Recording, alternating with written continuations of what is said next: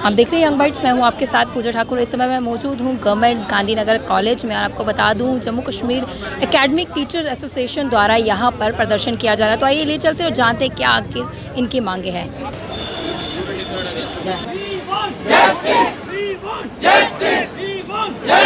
पिछले 20 साल से कॉलेज में एकेडमिक अरेंजमेंट बेसिस में लगा हुआ हूँ, जॉब कर रहा हूँ। अभी रिसेंटली 23 अगस्त को JNK गवर्नमेंट ने हायर एजुकेशन डिपार्टमेंट ने एक ऑर्डर निकाला। ऐसी कोई इन्फॉर्मेशन कन्वे नहीं की गई। उस टाइम नेट बंद थे। हमने अपने सोर्स पे वो ऑर्डर निकाला, लेकिन कॉलेज लेवल पे, डिपार्टमेंट के लेवल पे वो ना तो हमें सर्कुलेट किया गया, ना हमें ऐसा कोई नोटिस दिया गया।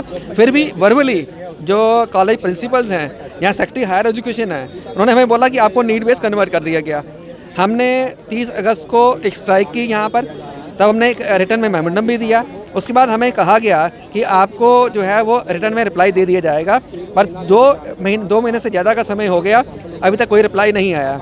उस टाइम हम एडवाइज़र साहब से मिले, हमारे गणेश साहब उस टाइम एडवाइज़र थे। एडवाइज़र साहब ने हमें कन्वे किया था कि आपका जो इश्यूज़ हैं वो रिजॉल्व कर दिए जाएंगे और इस ऑर्डर को रिवोक कर लिया जाएगा, बट कुछ भी नहीं हुआ। हमारी स्टेट यूनियन टेरिटरी में कन्वर्ट हो गई और इससे कन्वर्शन के बाद जो हमारे हाईली एजुकेटेड स्टाफ है जो डिफरेंट कॉलेजेस में लगा हुआ है, उनको हरासमेंट का प्रोसेस भी शुरू कर दिया गया।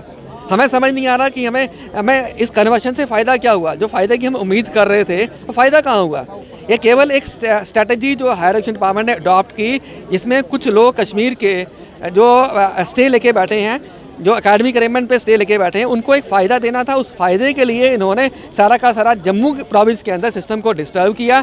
और हालत ये है कि हायर एजुकेशन डिपार्टमेंट जो है अपने ही एडवोकेट के द्वारा उस केस को लड़ नहीं पाया, कोर्ट में कन्वे नहीं कर पाया और वो स्टेटस को पे कंटिन्यू है। उनको फ़ायदा देना है, उनको एकेडमिक अरेंजमेंट पे कंटिन्यू कर रहे हैं और हमें नीड बेस में कंटिन्यू कर रहे हैं। और प्रिंसिपल्स बोलते हैं कि आपको 9 to 5 बैठना भी है और सैलरीज जो हैं वो अपने हिसाब से हम लोग दी जाएंगी और अगले सेशन से हम अपने हिसाब से, अपनी मनमर्जी के हिसाब से लगाएंगे। This is not the way of doing a job. हमें हैरानी बात इस बात की है कि सेक्रेटरी हायर एजुकेशन इस पूरे मामले में he is silent on that, he is not doing anything.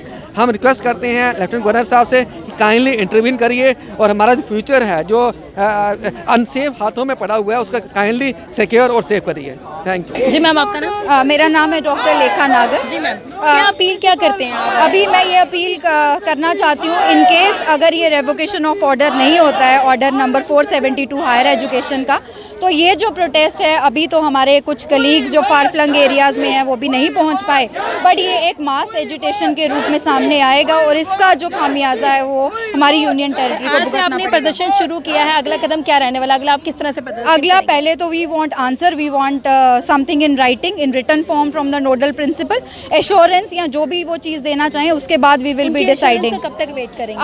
आज का हम वेट करेंगे सिर्फ, क्योंकि ये आज फर्स्ट डे प्रोटेस्ट नहीं है। हमने ये प्रोटेस्ट ऑलरेडी हम एक बार कर चुके हैं, मास प्रोटेस्ट हम कर चुके हैं जो हमने की थी 30 अगस्त को। तो आज ये उसके बाद ये एक प्रोटेस्ट है जिसको हम आगे फर्दर लीड करेंगे। Thank you.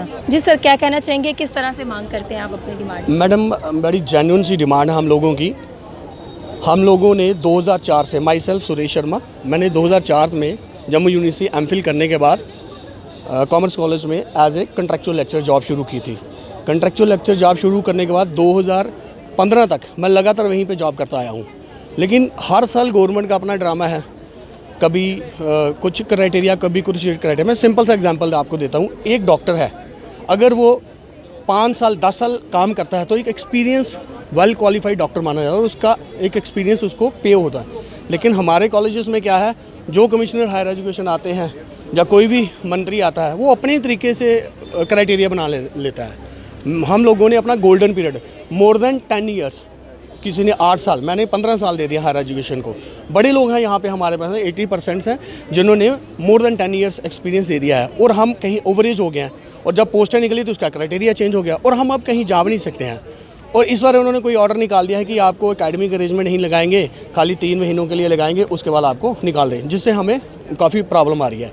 और एक ऑर्डर है ये 372 जो उन्होंने निकाला हुआ है, तो उसको हम चाहते हैं वापस किया जाए और जो लोग जिन्होंने अपना गोल्डन पीरियड हायर एजुकेशन में दिया है और ओवर एज हो गया, कहीं नहीं जा सकते, एक पॉलिसी में जितने भी जो लोग जहाँ पे आए हुए हैं सबके लिए एक पॉलिसी बनाई जाए कि जो 7 ईयर को क्राइटेरिया रख लेंगे, 7 ईयर से ज़्यादा टाइम है या 10 साल से ज़्यादा टाइम दे चुका है। आप उनको एक सिस्टम से रेगुलर, हमारे जो असगर समून कमिश्नर सर हैं बड़े ही पॉजिटिव थे, बड़े ही समझदार इंसान थे। उन्होंने एक पॉलिसी शुरू की थी और उसके लिए एक फ़ाइल भी बनी हुई है। हम चाहते हैं हायर एजुकेशन उसको शुरू करो। उन्होंने बोला था कि जिन लोगों ने हायर एजुकेशन को टफ टाइम में चलाया है उनको कहीं ना कहीं एडजस्ट किया जाना चाहिए। तो मैं चाहता हूँ कि आपके ज़रिए, मीडिया के ज़रिए मेरी रिक्वेस्ट है कंसर्न अथॉरिटीज़ को और हमारे जो नए गवर्नर साहब हैं मुर्मू सर, हमें एक अपॉइंटमेंट दें और हमारे से मिले। हमें अपॉइंटमेंट, पहले गवर्नर साहब ने हमें बिल्कुल टाइम नहीं दिया। हम जो लेफ्टिनेंट जनरल साहब हैं हमें टाइम दें, हमसे मिले और हमारी प्रॉब्लम को विद इन टाइम फ्रेम हल करें। हम कोई ज़्यादा नहीं एक्सपेक्ट कर रहे। आप कॉलेज में जाके पता करिए कि what quality of lectures is delivering by the contractual और एकेडमिक अरेंजमेंट। तो एकेडमिक अरेंजमेंट टीचर एसोसिएशन द्वारा प्रदर्शन किया जा रहा था। इनका कहना है कि अगर इनकी मांग जल्द से जल्द पूरी नहीं की गई तो इनके द्वारा और उग्र प्रदर्शन किया जाएगा। तो आने वाला वक्त ही बताएगा इनकी मांगें कब तक पूरी होंगी। वीडियो जर्नलिस्ट अभिषेक के साथ मैं पूजा ठाकुर, यंग बाइट्स जम्मू।